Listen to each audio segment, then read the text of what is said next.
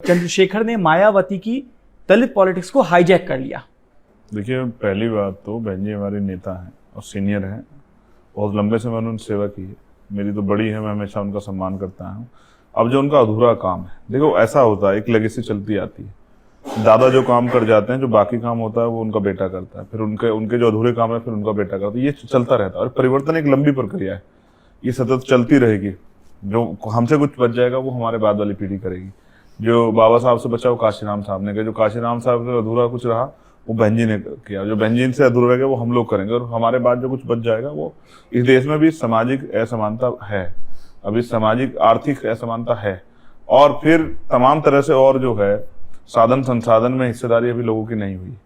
तो मैंने किसी की पॉलिटिक्स को हाईजैक नहीं किया। बेसिकली बहन जी सत्ता में नहीं है, और कांग्रेस और समाजवादी पार्टी से मेरा कोई झगड़ा नहीं है।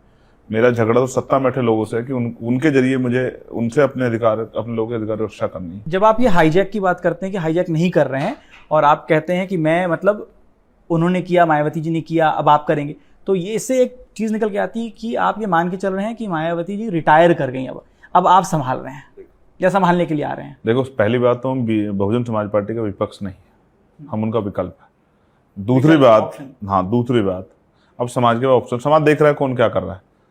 उन्होंने मेरा काम भी देखा, मेरा रिजल्ट भी देखा, और समाज ने उनका रिजल्ट भी देखा। अब आप दूसरी बात जो आपने कही कि भाई आप ये कह रहे हैं, तो मैं ये कह नहीं रहा, ये समाज कह रहा है। अब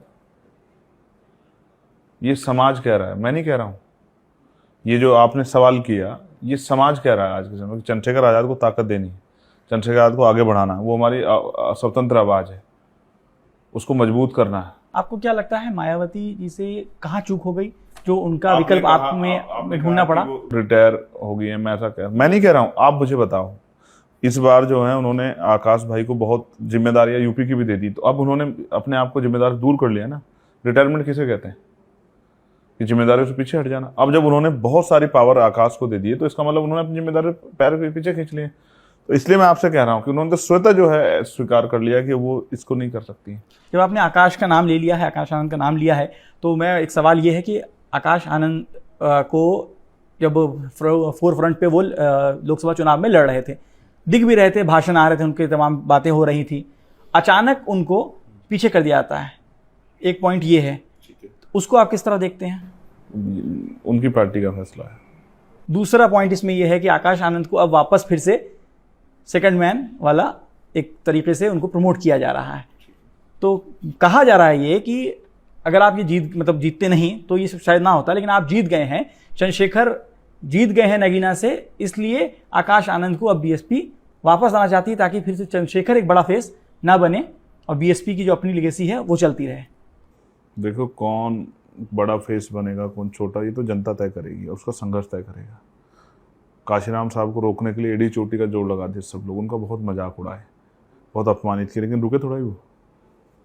तो मैं बिल्कुल स्पष्ट तौर पे कह रहा हूँ, बहुत सारी चीज़ें जनता को तय करनी है, समाज को तय करनी है, और मैं तो छोटे भाई हमेशा मंगल कामना ही दे सकता हूँ। और बाकी मीडिया भी सब देख रहा है क्या चल रहा है, मुझसे काहे को झगड़ा कराना चाहते हो? आप खुद ही जानते हो क्या चल रहा है। आप नहीं जानते क्यों किया गया है? क्या 40 दिन में हमारे छोटे भाई परिपक्व हो गए, जिनको अपरिपक्व कह के निकाल दिया था आपने, सभी पदों से हटा दिया था? तो आप और मैं सब जानते हैं। मायावती जी से आपकी कई मुलाकात हुई है? मैं तो उनके आशीर्वाद का अभिलाषी हूँ, कब वो मुझे आशीर्वाद दें, वो मिल नहीं रहा है।